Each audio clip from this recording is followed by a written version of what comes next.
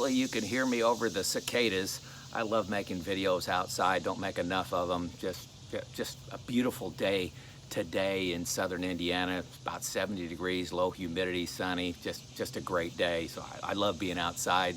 So hopefully you enjoy this video and it's not a distraction with the cicadas in the background. Hey folks, I'm reading this book called Crushing It by a guy named Gary Vaynerchuk or something like that, Gary V. And it's quite a bit on leadership, running your own business, entrepreneurship, things like that. And there was a section titled Leadership in People that caused me to reflect a little bit on the videos that I've been putting out. I've got about 165 videos out there talking about reliability and maintenance, some of them off topic on health and whatever I wanted to talk about, and financial independence. But the leadership has always been a passion of mine, and it's really the key when you're in a role like a maintenance manager. If you don't do the people thing right, it doesn't matter if you have the processes, tools, and skills and do that right. It doesn't matter.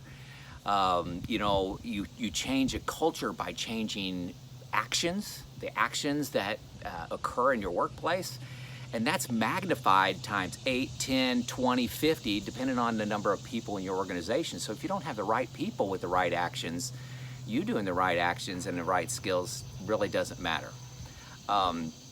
So, hey, a couple things that, as I look back on my career, some of the feedback that I've gotten that is, it affects me, 20 years later, 25 years later, from when I heard these feedbacks. And I challenge you to look at your leadership, your managerial skills, and see if, what culture you're establishing, or what kind of leader or manager are you. One of them, it was from a peer of mine that actually we were in a little bit of competition for roles, and he was always frustrated because, the feedback that he gave me, he meant it as a negative, but it was actually a positive. He said, it's not fair that I get the most positive results and can drive the most change in my organization because I always have the best team. And he meant that like I've always have the best players on my team, that I get the best results. Well, that was intentional. I considered myself a team builder. I hired the right people, I developed the right people. I spent a lot of time on people development. I didn't just work on policies and procedures and work on my brilliance. I worked on hiring people that were smarter than me, letting them do the job, delegating to them, and just hiring great people and not being intimidated by that. A Jack Welch, quote that I've used from one of his books before on these videos was, do you spend 30% of your time on people? And every week I evaluated myself against that standard. 30%, that's an awful lot. But you can do two things at the same time. For example, I talk a lot about observing and walking on the shop floor, chalk circle observation. You could do that with somebody, and then it counts as observation and it counts as people development. Meetings can be people development. Not if you just sit there, but if you reflect, if you show delegation, you show empathy, you show you strive to get everybody involved in that meeting, somebody that's maybe being quiet. There's always a lesson to be taught or learned with people. And think about that, do you spend 30% of your time trying to make your organizational people better? Are you hiring the right people? Do you hire for energy? Do you hire for enthusiasm, the ability to execute, okay? Passion. Do you hire for those things, or do you try to develop those things? Another piece of wisdom I've picked up over the years is, what if one of your worst employee that's been working at your company for 10 years and they're just a high maintenance employee, they walk in your office and decide to quit? What's your action? They want to quit. They come in and say, hey, I want to give you my 2 weeks notice. Do you try to talk them out of that? Or do you wish them good luck and say, this is unfortunate, you know, walk and say a few pleasantries, let them walk out the door, and then close your door and just cheer. Okay, if that happens, what's stopping you from taking the action of improving your team with that employee before they come in and say that they're resigning? You know what to do, folks. So if your worst employee were to do that and you would cheer, you need to take action with that employee before they come in and quit, because they're probably not going to quit. You know, they probably know they got a pretty good job and being overpaid for what they're contributing. So as a leader, you need to constantly be upgrading your team. A-player teams, and that means top players. A players are top players. They attract other top players. So I was always able to build a good team because people wanted to work for me. People wanted to be an A, and they wanted to surround themselves by A. It wasn't all about money. It was being part of a team that made a difference, where they can lead, where they can their opinions counted. They weren't just on a winning team. They were on a team that needed them.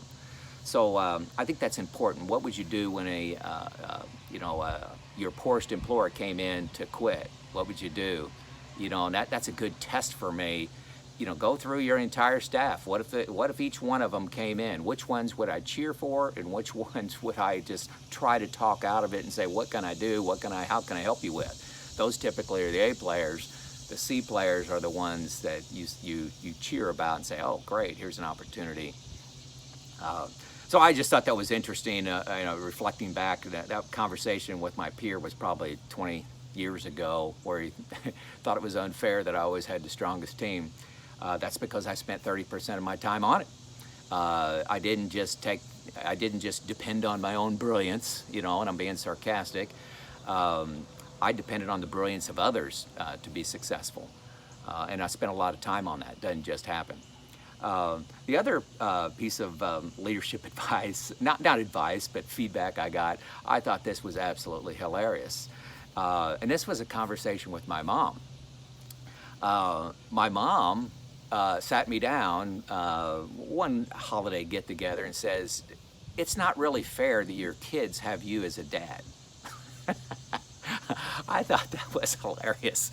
And what she was referring to is I have a lot of contacts, and a lot of contacts on LinkedIn. I am a person that loves to give advice, and sometimes that, it goes, people don't ask for the advice and I give it to them, but I try to recognize how receptive the advice is going to be on people. But my kids get an enormous amount of advice and coaching on how to build a resume, how to be effective at work.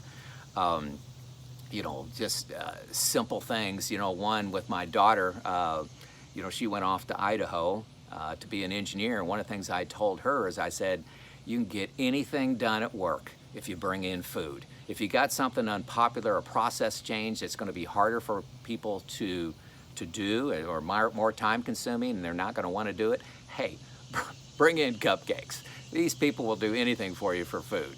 And my daughter does that, and she's they love her chocolate-covered strawberries. So little pieces of advice like that, I'm just oozing with, and that's this outlet for me is this YouTube channel. I've got a lot of experience.